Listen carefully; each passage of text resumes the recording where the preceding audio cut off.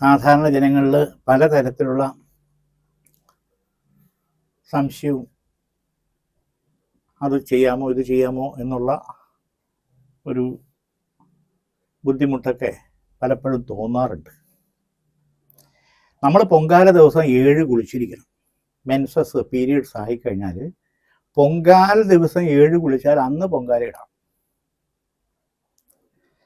പൊങ്കാലയ്ക്ക് മുമ്പ് നമ്മുടെ വീട്ടിൽ പൂജാമുറിയിൽ ദേവിയുടെ പടം, മിക്കവാറും വീട്ടിൽ ആറ്റുകാൽ ദേവിയുടെ പടം ഉണ്ട്.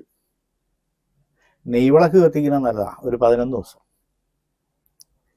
ആ ചൈതന്യം ആ വീട്ടിലേക്ക് അങ്ങ് പ്രസരിക്കും. നെയ്വിളക്കിന് അങ്ങനെ ഒരു കർപ്പൂര ദീപം, നെയ്വിളക്കിന് അങ്ങനെ ഒരു പ്രത്യേകതയുണ്ട്.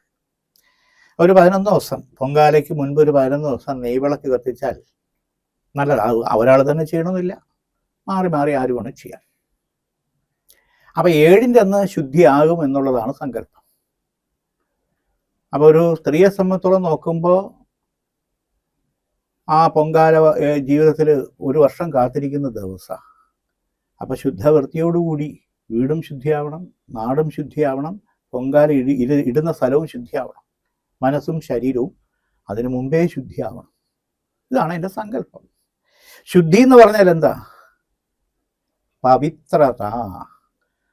ശുദ്ധിയുള്ളിടത്തേ ലക്ഷ്മി വരൂ, ശ്രീ വരൂ. അശുദ്ധിയുള്ള സ്ഥലത്ത് മനസ്സിലോ സ്വഭാവത്തിലോ പ്രവൃത്തിയിലോ സ്ഥലത്തോ അവിടെ ലക്ഷ്മി ഉണ്ടാവില്ല, മൂദേവിയായിരിക്കും.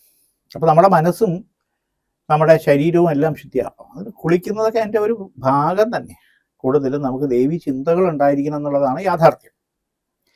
അപ്പം അങ്ങനെ ഇടുന്ന പൊങ്കാലയ്ക്ക് ദേവിയുടെ പൂർണ്ണമായിട്ടുള്ള അനുഗ്രഹാശ്വരോട് സ്വീകരണം, അനുഗ്രഹവും ഉണ്ടാവും എന്നുള്ളതാണ് സത്യം.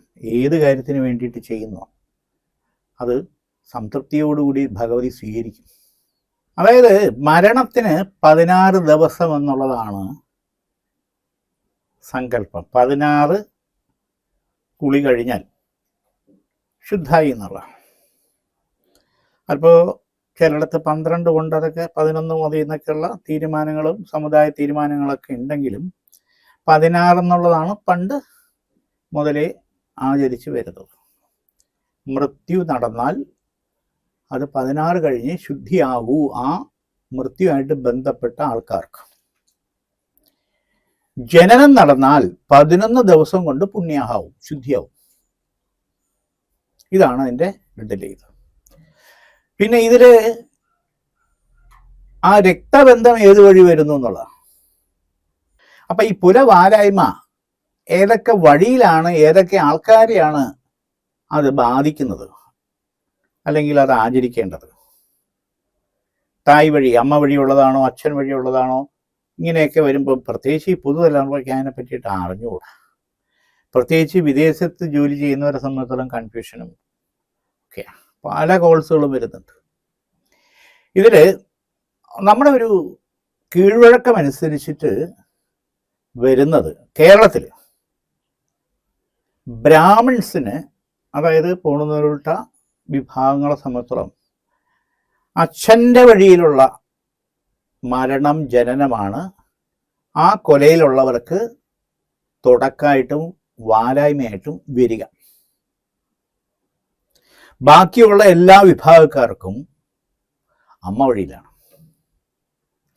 കൊലയായിരുന്നാലും വാലായ്മയായിരുന്നാലും എല്ലാം ശരി. ഇവിടെ മറ്റൊരു കാര്യം എടുത്തു പറയാം. നമ്മുടെ വീട്ടിലെ ഒരു പെൺകുട്ടി പുഷ്പിണിയായാൽ ആദ്യമായിട്ട് പീരീഡ്സ് ആകുന്നത് ആഘോഷമായിട്ടായിരിക്കും. എല്ലാ വീട്ടിലും മാസമുറ ആ പീരീഡ്സ് ഉണ്ട്. 2 or 3 അമ്മമാരുള്ളിടത്തൊക്കെ അതുകൊണ്ട് മാറി മാറി വരും. പലർക്ക് ഇതിലും ഒരു സംശയമാണ്, എൻ്റെ ചെറുമോള് പ്രായപൂർത്തിയായി, എനിക്ക് തുടക്കമുണ്ടോ? ഒരിക്കലില്ല. ഈ തുടക്ക് അല്ലെങ്കിൽ ഈ ഒരു അശുദ്ധി ആ കുട്ടിയെ മാത്രം ബാധിക്കുന്ന കാര്യമാണ്. നിങ്ങൾക്ക് എല്ലാം ഉള്ളതുപോലെ തന്നെ. അത് ആദ്യമായിട്ട് ആയതുകൊണ്ട് ഒരു ആഘോഷമാണെന്നുള്ളതല്ലാതെ മരണം, ജനനം പോലുള്ള തുടക്കമായിട്ടോ കൊലയായിട്ടോ ഇത് ഒരിക്കലും താരതമ്യം ചെയ്യേണ്ട കാര്യമേ ഇല്ല. ഇപ്പൊ ഈ ആറ്റുകാൽ പൊങ്കാല സമയത്ത് നമ്മുടെ വീട്ടിലൊരു കുട്ടി പുഷ്പിണിയായി, സന്തോഷം. പക്ഷെ അതുകൊണ്ട് പൊങ്കാല നേർച്ച മാറ്റി വെക്കേണ്ട. ആ കുട്ടിക്ക് പങ്കെടുക്കാൻ പറ്റില്ല എന്നുള്ളതേ ഉള്ളൂ, അത്രയേ ഉള്ളൂ. ബാക്കിയുള്ളവർക്കെല്ലാം പങ്കെടുക്കാം. ആദ്യം അശ്വതി, ഭരണി, കാർത്തിക, രോഹിണി, മകയിരം അശ്വതി, ഭരണി, കാർത്തിക, രോഹിണി, മകയിര ഈ 5 നക്ഷത്രക്കാരുടെ ഇത് നോക്കുമ്പോൾ ഈശ്വര കടാക്ഷം വളരെ അനുകൂലമായിട്ട് കാണുന്നുണ്ട്. എക്സാമിൽ ഏതെങ്കിലും വിഷയത്തിന് പുറകെ ആണെങ്കിൽ അത് കവർ ചെയ്ത് നല്ല രീതിയിൽ അതിനും എഴുതി നല്ല രീതിയിൽ പാസ്സായി, പ്രത്യേകിച്ച് ഏതെങ്കിലും ഒരു പേപ്പർ അരിയർ വരും എന്ന് സംശയിക്കുന്നവരെ സംബന്ധിച്ചോളം അതെല്ലാം ദൂരീകരിച്ചു പോകാനുള്ള ദൈവാധീനം കാണുന്നുണ്ട്. അതോടൊപ്പം ഗൃഹത്തിൻ്റെ മെയിൻ്റനൻസ് സംബന്ധമായിട്ടുള്ള കാര്യങ്ങൾ, അതോടൊപ്പം ഗൃഹനിർമ്മാണ വേളയിലുണ്ടായിരിക്കുന്ന തടസ്സങ്ങൾ, ഇതെല്ലാം മാറി മുന്നോട്ട് പോകാനുള്ള ഈശ്വരാധീനം കാണുന്നുണ്ട്. തൊഴിൽ മേഖലയിൽ ന്യായമായിട്ട് നമുക്ക് ലഭിക്കേണ്ട പ്രൊമോഷൻ, ട്രാൻസ്ഫർ, മറ്റു കാര്യങ്ങളിൽ നമ്മളുടെ മേലധികാരികളെ ബോധ്യപ്പെടുത്തി കാര്യങ്ങൾ നമുക്ക് അനുകൂലമാക്കി ന്യായമായിട്ടുള്ള രീതിയിൽ നീതിയുക്തമായിട്ട് അനുകൂലമാക്കി എടുക്കാനുള്ള സാഹചര്യങ്ങൾ ഒത്തുവരുന്നതാണ്. ബിസിനസ് മേഖലയിൽ നിൽക്കുന്നവർക്ക് വന്നു ചേരേണ്ടുന്ന സാമ്പത്തികങ്ങൾ ആ ബ്ലോക്ക് മാറി കുറേയെങ്കിലും കാശുകൾ നമുക്ക് നമ്മുടെ അക്കൗണ്ടിലേക്ക്, നമ്മുടെ കൈകളിലേക്ക് വരേണ്ട തടസ്സങ്ങൾ മാറാൻ ദൈവാധീനം കാണുന്നുണ്ട്. ഇവിടെ പഞ്ചവിഘ്നേശ്വര സമർപ്പണം ചെയ്യുന്നത് ഉചിതമാണ്. പഞ്ചവിഘ്നേശ്വരം എന്ന് പറഞ്ഞാൽ 5 ദിവസം വിഘ്നേശ്വര ഭഗവാന് കറുകമാല പുഷ്പാഞ്ജലി നടത്തുക. കറുകമാല ചാർത്തി പുഷ്പാഞ്ജലി നടത്തുന്നത് വളരെ വിശേഷമാണ്. ആ വിഘ്നങ്ങൾ എന്തെങ്കിലും ഉണ്ടെങ്കിൽ അതൊക്കെ പരിഹരിച്ച് ഭഗവാന്റെ അനുഗ്രഹത്തോടു കൂടി മുന്നോട്ട് പോകാൻ പറ്റും. അടുത്ത 5 നക്ഷത്രക്കാരിലേക്ക് നമുക്ക് പോകാം. തിരുവാതിര, പുണർദം, പൂയം, ആയില്യം, മകം. ഈ 5 നക്ഷത്രക്കാരിലെ ദൈവാധീനവും ഈ മാസത്തെ ഫലവും നമ്മൾ ഏകദേശം നമുക്ക് നോക്കുമ്പോൾ ഗോചരാലും അല്ലാതെ ചില പ്രശ്നങ്ങളിൽ വേണ്ടപ്പെട്ടവരുടെ ഹെൽപ്പ് കിട്ടുമെന്ന് പ്രതീക്ഷിക്കുന്നത് സമയോചിതമായിട്ട് കിട്ടില്ല. അത് ജോലിയുടെ കാര്യത്തിനായിരുന്നാലും, വസ്തു ഇടപാടിൻ്റെ കാര്യത്തിനായിരുന്നാലും, വിവാഹ സംബന്ധമായിട്ടുള്ള കാര്യങ്ങൾ അനുകൂലമായിട്ട് ഉറയ്ക്കുന്ന കാര്യത്തിനും ഒക്കെ ആ വ്യക്തി ബന്ധങ്ങളുടേതായിട്ടുള്ള ഇടപെടൽ നമുക്ക് വേണ്ടി ഹെൽപ്പ്, സഹായം എന്നുള്ള രീതിയിൽ വരേണ്ടത് ശുഷ്കാന്തി കുറവ് കൊണ്ട് നമുക്കത് നഷ്ടപ്പെടുകയും ഡിലേ ആവുകയും ചെയ്യും. പിന്നെ പരമ്പരാഗതമായിട്ടുള്ള തൊഴിൽ ചെയ്യുന്നവരെ സംബന്ധിച്ച്, പരമ്പരാഗത തൊഴിലെന്ന് പറയുമ്പോൾ കുലവൃത്തി, അവിടെ ചില ബ്ലോക്കുകൾ, തടസ്സങ്ങൾ വരാനുള്ള സാഹചര്യം കാണുന്നുണ്ട്. ഇത് നിർത്തിയിട്ട് പോകണോ, വേറെ എന്തെങ്കിലും ചിന്തിക്കണോ എന്നുള്ള കൺഫ്യൂഷൻസ് കൂടുതലും വരാൻ സാധ്യതയുണ്ട്. കലാപരമായിട്ടുള്ള ഫീൽഡിൽ നിൽക്കുന്നവരെ സംബന്ധിച്ചോളം ചില ബുദ്ധിമുട്ടും ചലഞ്ചസും പ്രതീക്ഷിക്കാം. കാരണം ചിലരുടെ ഭാഗത്തു നിന്ന് നമുക്ക് അനുകൂലമായിട്ടുണ്ടാകേണ്ടുന്ന പോസിറ്റീവായിട്ടുള്ള ഒരു പുഷപ്പ് നമുക്ക് സമയോചിതമായിട്ട് കിട്ടാതിരിക്കുന്നത് മൂലം ഓപ്പർച്യൂണിറ്റി നമുക്ക് നഷ്ടപ്പെടുന്ന സാഹചര്യം എന്നുള്ളത് തന്നെയാണ്. സീരിയൽ മേഖല, നൃത്ത മേഖല, സംഗീത മേഖല, കലാപരമായിട്ടുള്ള മറ്റു മേഖലയിൽ നിൽക്കുന്നവരെ സംബന്ധിച്ചോളം ഈ ഒരു സപ്പോർട്ട് സമയോചിതമായിട്ട് കിട്ടാത്തതിൻ്റെതായിട്ടുള്ള ബുദ്ധിമുട്ടുണ്ടാകാൻ സാധ്യത വളരെ കൂടുതലാണ്. അത് കണ്ടറിഞ്ഞ് നമ്മൾ മുന്നോട്ട് പോയില്ലെങ്കിൽ നമുക്ക് ലോസ് ഉണ്ടാവും. പിന്നെ കുടുംബ ഷെയറുമായിട്ട് ബന്ധപ്പെട്ടുള്ള കാര്യങ്ങളിലേക്ക് തർക്കങ്ങളോ വാശികളോ ഉണ്ടെങ്കിൽ അത് പരിഹരിച്ച് പുറത്ത് ഒരു ഡിസ്കഷൻ, ചർച്ച, ഒത്തുതീർപ്പെന്നൊക്കെ പറയാം.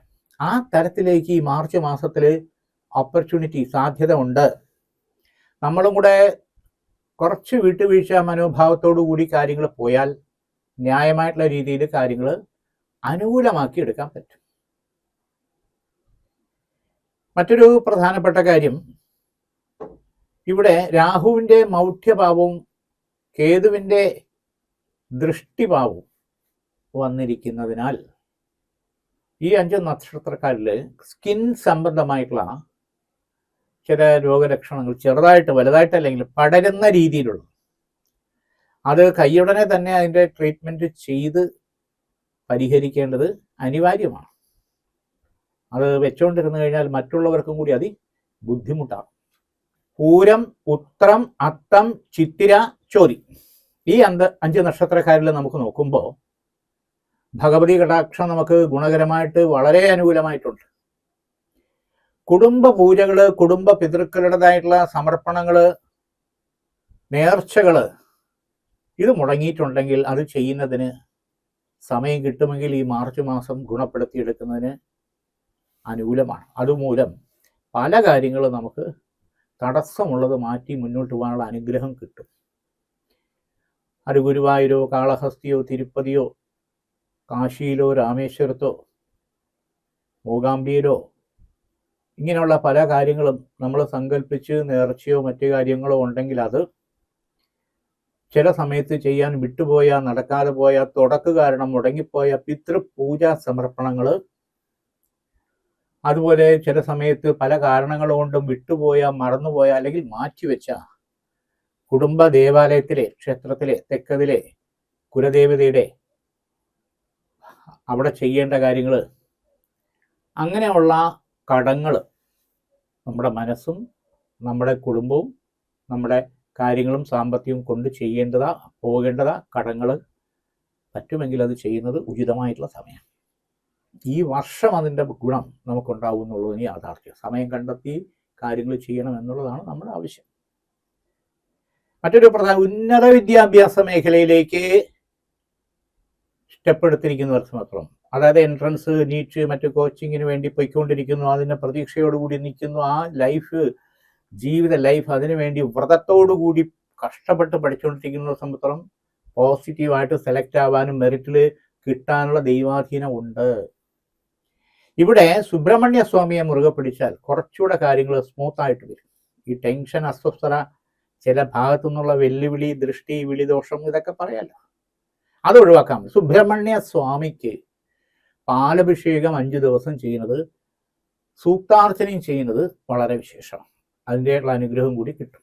വിശാഖം, അനിഴം, തൃക്കേട്ട, മൂലം, പൂരാടം ഈ 5 നക്ഷത്രക്കാരുടെ ദൈവാധീനം നോക്കുമ്പോൾ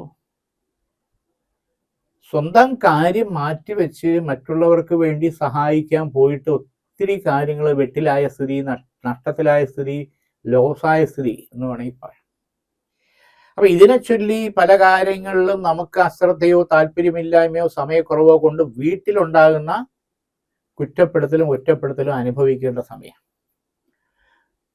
പ്രത്യേകിച്ച് ഇത് പൊതുപ്രവർത്തനത്തിലാണ് കൂടുതൽ കാണുന്നത്. കയ്യിൽ നിന്ന് പൈസയും ഇല്ലാത്ത സമയം നോക്കി മറ്റുള്ളവർക്ക് വേണ്ടി ഓടി ചാടി ചെയ്യുന്ന കാര്യങ്ങൾക്ക് കൊടുക്കുക നമുക്ക് തിരിച്ചടി കിട്ടും എന്നുള്ളത് യാഥാർത്ഥ്യം.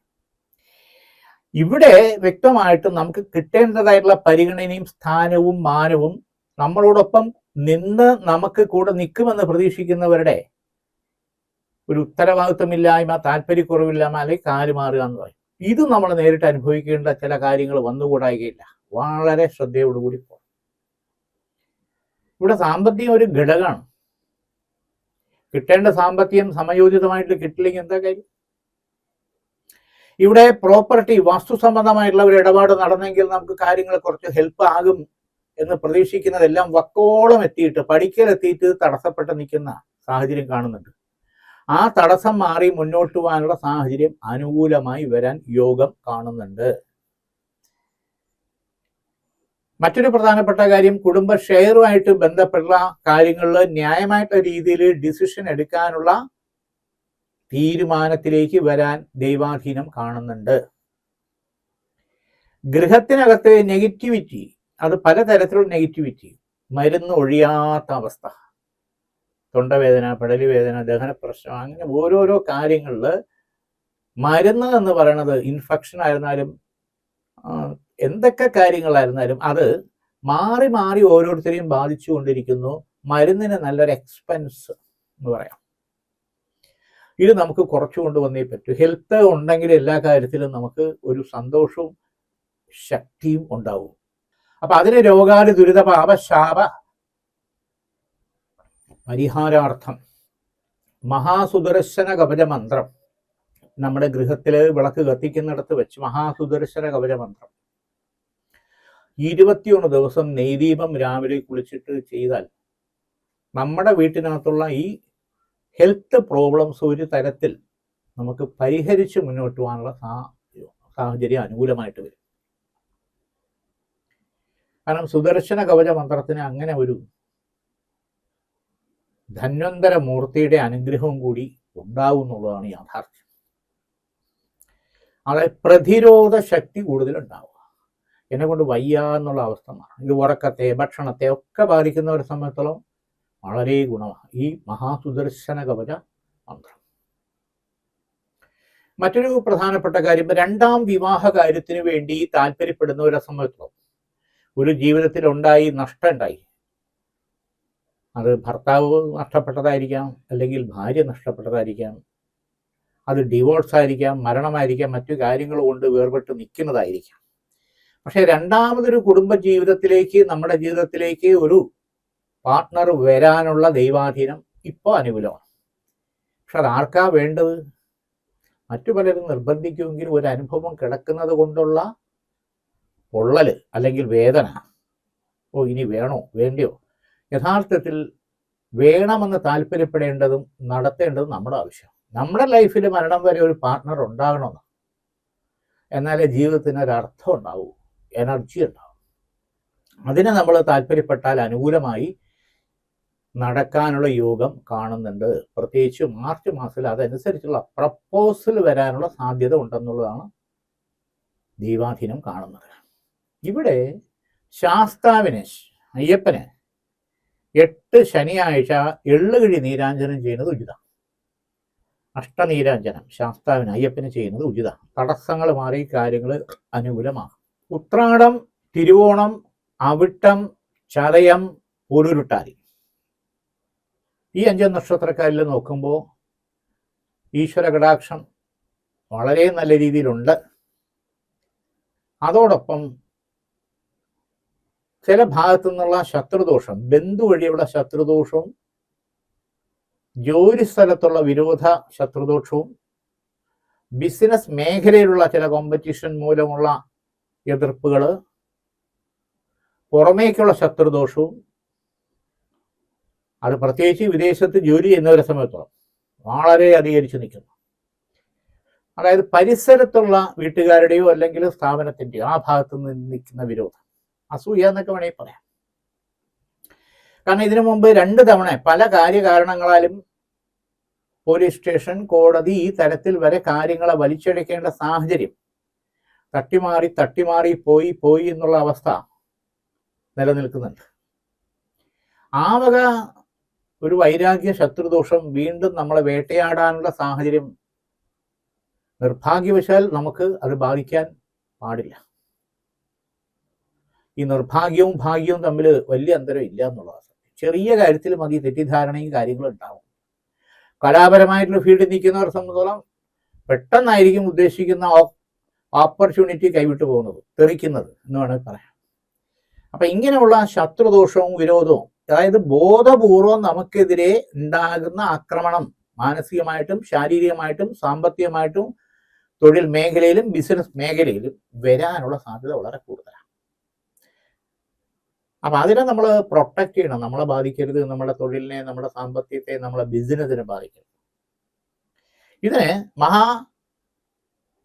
ഉപചാര പീഠപൂജ ചെയ്ത്, ശിവോപചാരം എന്ന് പറയും, അഘോര കവച മന്ത്രം, അത് സ്ഥാപനത്തിലോ ഗൃഹത്തിലോ വിളക്ക് കത്തിക്കുന്നിടത്തോ വെച്ച് 41 ദിവസം നെയ്വിളക്ക് കത്തിക്കണം. ഈ 41ാമത്തെ ദിവസം ശിവഭഗവാന് പഞ്ചാഭിഷേകവും ചെയ്യുന്നത് വളരെ വിശേഷമാണ്. അടുത്തുള്ള ശിവന്റെ അമ്പലത്തിൽ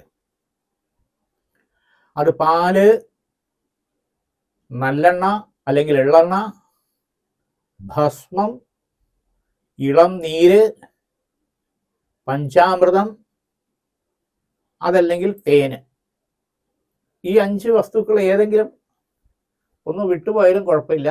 നമുക്ക് ആ പഞ്ചാഭിഷേകത്തിന് ഈ 5 ദ്രവ്യം വേണം. ആ പഞ്ചാഭിഷേകം ഭഗവാന് ചെയ്ത് സഹസ്രനാമ പുഷ്പാഞ്ജലി നടത്തി ശിവഭഗവാന് ഉപചാര സമർപ്പണം നടത്തുക. കാര്യങ്ങൾക്ക് ഈ ശത്രുദോഷം മൂലം ഉണ്ടായിരിക്കുന്ന, ബോധപൂർവം ഉണ്ടായിരിക്കുന്ന ഈ പ്രശ്നങ്ങൾക്ക് ഒരു പരിധിവരെ നമുക്ക് പരിഹരിച്ച് മുന്നോട്ട് പോകാൻ പറ്റും.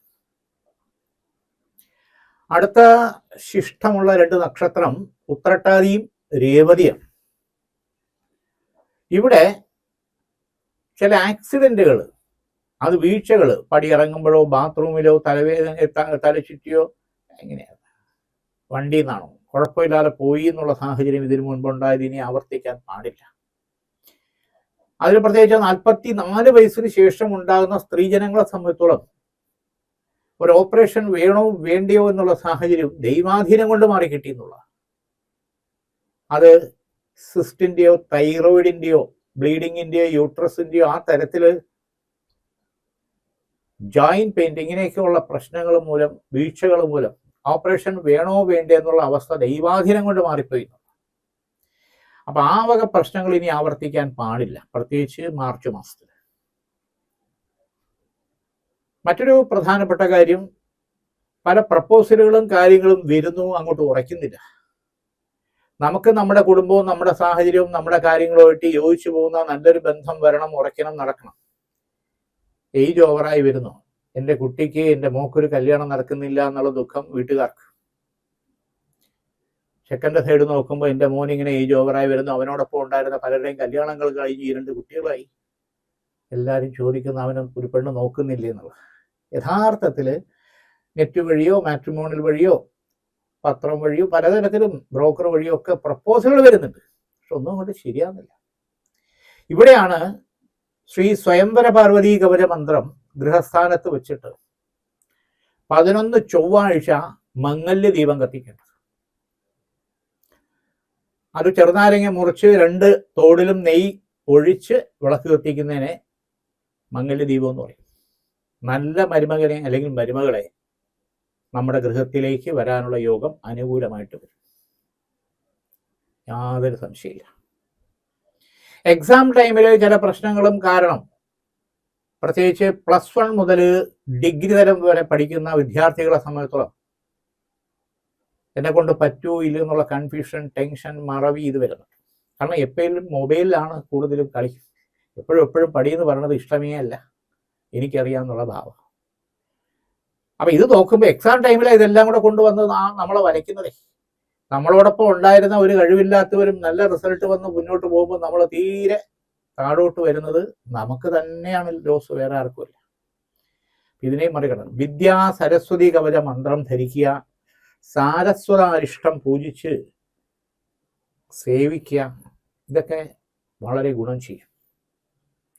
അതോടൊപ്പം ഈ 2 നക്ഷത്രം ഉത്രട്ടാതിയും രേവതിയുടെയും ദൈവാധീനം നോക്കുമ്പോഴത്തേക്ക് ശിവഭഗവാന് തന്നെ ജലധാരയും പുഷ്പാഞ്ജലിയും 3 ദിവസം ചെയ്യുന്നത് വളരെ ഉചിതമാണ്. നെഗറ്റീവ്സ് ഒക്കെ ഒരു പരിധി വരെ നമുക്ക് ഒഴിവാക്കി മുന്നോട്ട് പോകാനുള്ള ഈശ്വരാധീനം അനുകൂലമായിട്ട് കാണുന്നുണ്ട്. പൊങ്കാല എന്ന് പറഞ്ഞാൽ സത്യം പറഞ്ഞാൽ കേരളത്തിന് പ്രത്യേകിച്ച് വെളിയിലുള്ളവർക്കും അതൊരു വലിയൊരു സ്വപ്നമാണ്. പൊങ്കാല ദേവി നടയിൽ വന്ന് ആ പറമ്പിൽ വന്ന് ഇടുക എന്ന്. എല്ലാവർക്കും പറമ്പിൽ വന്നിടാൻ ഇന്നത്തെ കാര്യത്തിൽ പറ്റില്ല. അപ്പം അതനുസരിച്ച് അവരവരെ വീട്ടിൽ പൊങ്കാല ദേവിക്ക് വേണ്ടി പ്രാർത്ഥിച്ച് ചെയ്യുക എന്നുള്ളത് തന്നെയാണ് യാഥാർത്ഥ്യം. കിഴക്കോട്ട് തിരിഞ്ഞു നിന്ന് പൊങ്കാല ഇടണമെന്നേ ഉള്ളൂ അങ്ങനെയുള്ള വീട്ടിൽ. അത് അമ്പല പരിസരത്ത് അമ്പലത്തിന്റെ ഏരിയയിലാകുമ്പം അത് ദിശയും ഇതൊന്നും ഇല്ലേയും താനും. എങ്ങോട്ട് വേണം ഇടാം, കിഴക്കോ തെക്കോ വടക്കോ പടിഞ്ഞാറോ എങ്ങനെ വേണം. പൊങ്കാല ഇടുന്നതിന് ദർശന പ്രശ്നമില്ല. ഒരു വീട്ടിൽ വെച്ച് ചെയ്യുമ്പം കിഴക്കോട്ട് നിന്ന് ചെയ്താൽ നല്ലത്. അതിന് ചിലപ്പോൾ അടുക്കള സൗകര്യം കുറവാണെങ്കിൽ ടെറസിന്റെ മുകളിൽ ചെയ്യാം, അല്ലെങ്കിൽ ഒരു മുറിയിൽ അല്ലെങ്കിൽ ഹാളിൽ നമുക്കത് ചെയ്യാം. അതിന് ഈ പറഞ്ഞ പോലെ വ്രതം മിനിമം ഒരു 3 ദിവസത്തെ വ്രതമെങ്കിലും നോൺ കഴിക്കാതെ വേണം, അത്രയേ ഉള്ളൂ.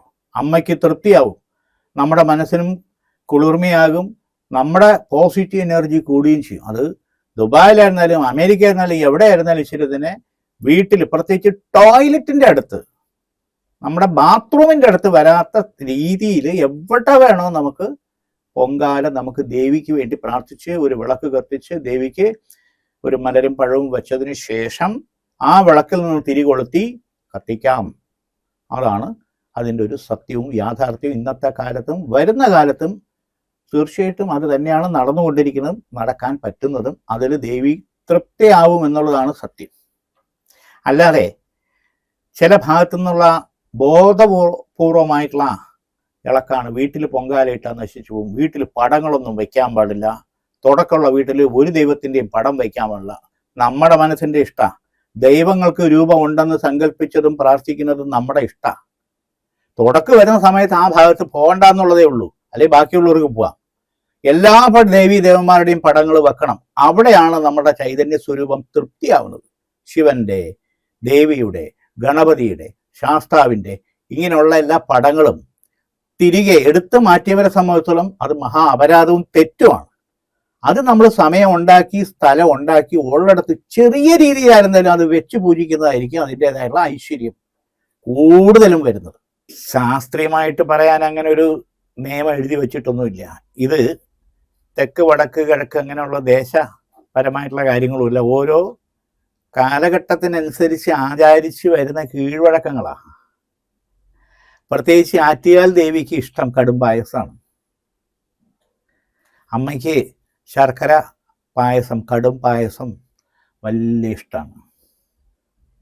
പിന്നെയോ മണ്ടപ്പുറ്റ് എന്ന് പറയുന്നത് പ്രത്യേകിച്ച് പണ്ടുള്ള സ്ത്രീജനങ്ങൾ സങ്കല്പിച്ച് ചെയ്യുന്നത്, പല വീട്ടിലും ഈ തലവേദന മുതൽ ശിരസിനെ ബാധിക്കുന്ന പ്രശ്നം, കാഴ്ചശക്തി, ശ്രവണശക്തി, ദഹനശക്തി, ഇതെല്ലാം കഴുത്തിന് മേലെ വരുന്ന പല നെഗറ്റീവ്സ് കൊണ്ടുള്ള രോഗം എന്ന് പറയുന്നത് നെഗറ്റീവ്സ് എന്ന് പറയാം. അപ്പം ഈ മണ്ടപ്പുറ്റ് പ്രാർത്ഥിച്ച് ദേവിക്ക് സങ്കല്പിച്ച് ചെയ്യുമ്പോൾ അതിൽ എൻ്റെ ഭർത്താവിന്, എൻ്റെ കുഞ്ഞിന്, എൻ്റെ ഭാര്യയ്ക്ക് അതിൻ്റെ മാറ്റം ഉണ്ടാവും എന്നുള്ള ഒരു പ്രാർത്ഥനയാണ്. പ്രധാനമായിട്ടും അതാണ് അതിലടങ്ങിയിരിക്കുന്ന സംഭവം. പിന്നെ ഓരോരുത്തരുടെ വിശ്വാസം അനുസരിച്ചുള്ള സമർപ്പണമാണ്. പാൽപ്പായസം പ്രധാനമായിട്ടും അതും ദേവിക്ക് ഇഷ്ടമുള്ളത് തന്നെയാണ്. അത് ഐശ്വര്യം വരാൻ വേണ്ടിയാണ് പാൽപ്പായസം. കടും പായസം വീട്ടിലുള്ള പ്രശ്നങ്ങൾക്ക്, ബുദ്ധിമുട്ടുകൾക്ക് ദേവിയുടെ അനുഗ്രഹം ഉണ്ടാകാൻ വേണ്ടി എല്ലാവരും കോമൺ ആയിട്ട് ചെയ്യുന്നെങ്കിൽ, ഈ മണ്ടപ്പുറ്റ് തെരളി പ്രത്യേകിച്ച് നോക്കുമ്പോൾ ദേവിക്ക് മാത്രം ഇഷ്ടപ്പെടുന്നൊരു വസ്തുവായിട്ടാണ്. തെക്കൻ ഭാഗത്താണിത് കൂടുതൽ. ഇപ്പം നോർത്ത് ഇന്ത്യൻ ഭാഗത്ത് കൂടുതൽ ലഡ്ഡു ആണ് അവിടെ നിവേദ്യം, മലരാണ് നിവേദ്യം. ഓരോ ദേശത്തിനനുസരിച്ചിട്ടാണ് കാര്യങ്ങൾ. ഇത്ര മധുരം എന്ന് പറയുമ്പം ചില ഭാഗത്ത് 3 പഴങ്ങളാണ്, ചില ഭാഗത്ത് 3 മധുരങ്ങളാണ്, തേന്, കൽക്കണ്ട്, ശർക്കര. ചില ഭാഗത്ത് അത് പുട്ടാമൃതം എന്നുള്ള രീതിയിലാണ്, പ്രത്യേകിച്ച് തമിഴ്നാട്ടിൽ. ഇത്ര മധുരം, 3 മധുരം, തത്വസമോ രജോ ഗുണങ്ങൾ ഭഗവതിക്ക് എത്തിക്കുക, ഭഗവാൻ എത്തിക്കുക എന്നുള്ള സങ്കല്പം.